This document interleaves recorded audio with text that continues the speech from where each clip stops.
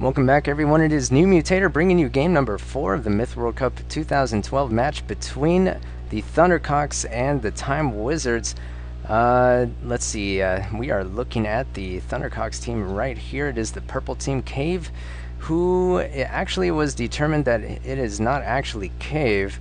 The tournament organizer was able to ascertain that information by communicating with an administrator for MWC2012, which is basically where people go to play Myth online. The reason how he knows that is because the person accessing Cave's account is actually doing so from Ohio, when Cave actually should be somewhere in Europe at this point. So that has kind of caused an uproar, especially from the Time Wizard team, as we shall see. And with some players chiming in saying, you know, who cares? You know, things like this has happened since the dawn of time, you know, with regard to the Myth World Cup, and nothing has ever been done about it before. But other people saying, you know, there should be consequences. And the tournament organizer definitely taking a stand, which we shall explore in depth later on as well. Ramirez, as we've seen with the shoddy connection. Mercredon, and Mercredon is the substitute for the Tcox. Basically very much needed, and he was almost denied, actually, from what I can tell, by the Time Wizards from being able to participate in this game here, but luckily he was allowed to play. And that's part of the problem, is the substitute system. You know, this is exactly why a dummy played for Tcox, is because, you know, they're like, hey, can we get an extra substitute? Time Wizards denying that, saying no, that's not fair. And Tcox saying, well, you know, what if it was actually one of our players? So that's why they allowed somebody to use Cave's account to play for their team, to make it a little bit more fair. But obviously that's gonna ruffle some feathers and cause you know, a little bit of a drama ripple to kind of pulsate through the community. I don't know if that was a very good metaphor, but anyway, Flatline in the game as well, and Gamer, they're going to be against the Time Wizards here in the south, this blue color. Bohemian, who I think that's actually Falcon, Storm Iron, Scratch, Stone Cold, Father Xmas, Renwood, and MP Phil are all here. So it's going to be 7 on 5. And sorry I wasn't able to catch much of anything. Not very much chat, and a couple of dwarfs here, a couple of whites for pus. Looks like a couple of dwarfs here also, and a couple of whites for pus. So nearly identical trades, it looks like. Yeah, pretty much identical trades, I have to say. 3 dwarfs instead of 2 for the Tcox. Now this particular map, it is going to be Capture the Flag. It is Likened Unto Death, I think is the name of the map. Features this unit. It's a general unit, modeled kind of after Alric, but playing a little bit different than the Alric from the single-player campaign. He does have a special where he essentially summons a small force field that repels projectiles. When this map first came out, people were trying to figure out how to use that spell. You know, if it was worthless or if it could be used effectively. People were mostly using it defensively, but we have seen it used you know, really effectively, I'd say, in the Myth World Cup 2012, as it has been used offensively by many players. And you know, some of that has not been new. Some of that's been kind of unlocked now. People have figured that out, and it's been a while since they figured out that, yeah, if you position your dwarf in there, you can throw Molotov cocktails like really far.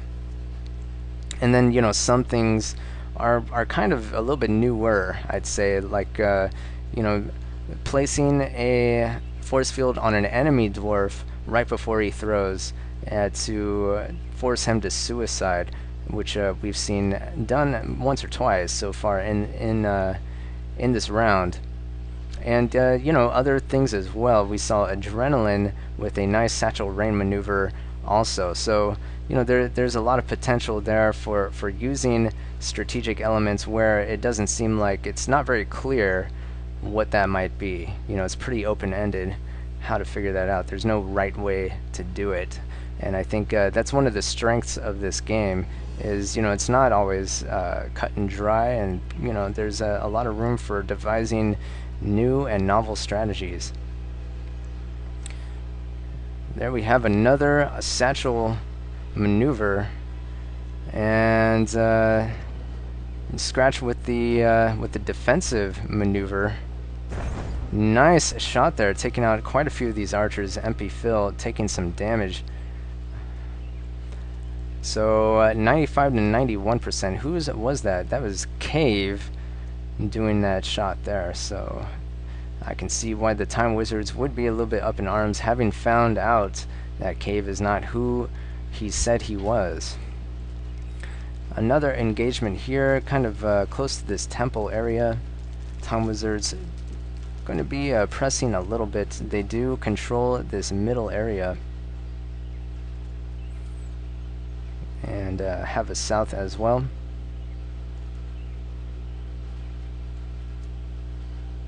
Flatline saying, yeah, there's a gold pack that could take our flag. Or maybe he's just saying a gold pack could take our flag, but lucky for him, there is no such gold pack that I can see anyway. So nice line here from Merc. Nice shot there by quote Cave unquote, taking out that dwarf there. 87 and 91%. It's actually pretty close. Time Wizards did pull off something here. I didn't quite see what it was. They did manage to keep those numbers relatively close. It's only a 4% spread, so not too bad. Looks like they're going to be Time Wizards are going to be in a pretty okay position, as they are kind of pressing slowly towards the Tcox home here, and I think Tcox are going to be falling back to their home, trying to make a stand there perhaps. And a lot of taunting going on by MP Phil. I'm not quite sure why he's doing that. Ooh, taking some damage there by Cave. I guess Cave is trying to punish that taunting. MP Phil thought he could draw some fire, but Cave showing us, and that's not actually Cave, so, you know, when I say Cave, just keep that in mind. It's somebody dummying as Cave. That's part of the drama of the Myth World Cup, just in case you were wondering why that's not actually Cave. It's somebody using his account. And we found this out after the match. I don't think Time Wizards knew this during the match. Nice move there by Scratch, getting that archer kill with that general slash dwarf combo.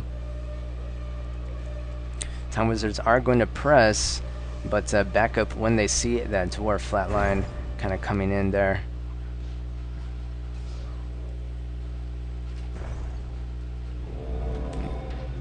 And Cave trying not to lose that dwarf. Storm Iron is going to be punishing those warriors. Renwood throwing the small pus packets there. Another engagement here. The fire arrows go down. Don't do all that much damage. Flatline's dwarf, though, looks like it might be taken out, and that would devastate Tcox, I think. But Tcox actually are winning in percentage-wise, but that was a pretty well-orchestrated push there by Time Wizards, and I think they might have a shot at cleaning this up. Wow, very interesting force field. I'm not sure if that force field caused that pus to go flying or what happened exactly. It's 61, 64%. And Cave is going to be attempting a throw here. This could be, that was a very nicely done shot there, taking out a lot of those archers, Storm Iron's archers there. And it looks like Scratch is going to be losing his general to these archers here. While Cave, I don't think is going to be losing much of anything, although he does suicide that one of his own dwarves in the process, and that general does go down. So it seems like Tcox are in a pretty good position. There's some more fighting here between Mercardon, and I think MP is finally on his way. However, 47 to 33%, I think that Tcox are in a kind of something of a better position. I mean, MP is here with it's not a insignificant force. He has quite a bit of melee, but is he going to be able to press against the defense, against the Tcox defense, as Cave is going to be racking up the kills with his dwarf. There's only one archer here, Storm Iron, trying to deny that, and these Thrall are pretty much clumped. I mean, there's nothing they can do. They can't outrun that dwarf. It is pretty much good game, I think, for Time Wizards. I think that was a little bit premature of Storm Iron to do that. Now his archer is pretty much undefended, going to be taken out relatively soon. And MP Phil, it's basically up to MP Phil. He has 11% out of 26% now. And basically he is the only force remaining that is in a offensive position. He has one Thrall over here that's going to be taken out by Mercardon. One Thrall over here for Storm Iron, which is just basically scouting. And no, not Honky. What am I saying? This is Falcon chilling out on the flag, not really doing much. MP Phil losing some archers to Gamer. We've seen Gamer is a pretty good archer.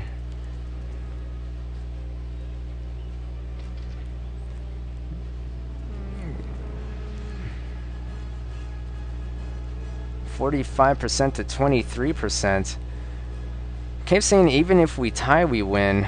I'm not sure exactly what he means by that, as it's only 2 games to 1. If they tie here, then Time Wizards could take Game 5, and then the match would be a tie. There would have to be a tiebreaker. So I'm not sure what he's saying, that we win even if we tie. Maybe he means that the next game they will definitely not lose. It's a possibility. Very interesting there. Stone Cold and Storm Iron, I didn't quite see that. They were able to use that temple area to heal themselves, so get themselves kind of back in the game. Let's see if Tcox pressing with anything. I don't really see an offensive force. I think they're playing pretty much all defense right now. Mercardon actually considering going to the temple to heal himself. But yeah, Gamer calling out the fact that their units are healed. And this is the force they're going up against. Let's see here. For some reason I can't really see Tcox on the overhead. Gamer's units are pretty low in health. It's pretty much out of heals. Honky telling Xmas, look, you gotta dodge, man. You can't be taking damage unnecessarily. Keep moving, but dodge. And Falcon saying, wait for the archers. There's only 1 minute remaining, so I'm not sure exactly what they hope to do. They need to just hurry up and move. And Ramirez going to go for the heal. There's only a minute though remaining. And here is the offensive force. Mercardon did heal, but he's not going to have time to take that flag. Unless this flag is contested, in which case he will have time. And I don't know why that warrior decided to run away. He could have taken out that archer, I think. Flag contested. There we go. Renwood able to do what Father Xmas was not able to do. Flag contested. Oops. Sudden death. So it is contested here, but that is a lot of thrall. Without a dwarf, I just don't see this flag being taken. Flag contested. And you know, Storm Iron trying to lay down the fire arrow, but it's just not doing enough damage at this point in time. This thrall walk off that fire easily enough. And so kind of a poor aim there, poorly aimed fire arrow. MP Phil though could be blasting some fire arrows on that flag, and that might help out their melee. He needs to definitely unleash some fire arrows on those thrall.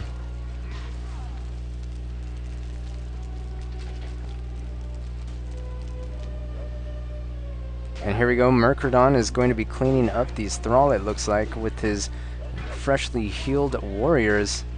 Although these thrall doing quite a bit of damage also. But yes, in the end, Murkradon is going to be able to take that flag for the Tcox, even though he's just a substitute. And MP Phil, what are you doing?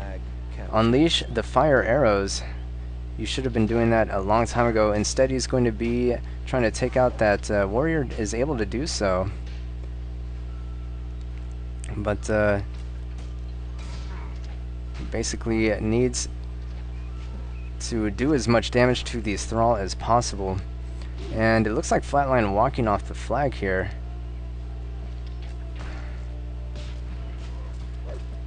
And Stone Cold might lose his warriors if he's not careful. No, he is able to run them through without taking very much damage at all. And Flatline's defense is actually getting whittled away bit by bit, as Ramirez now is going to be rushing in on MP Phil's archers. Oh, very interesting. He runs out though.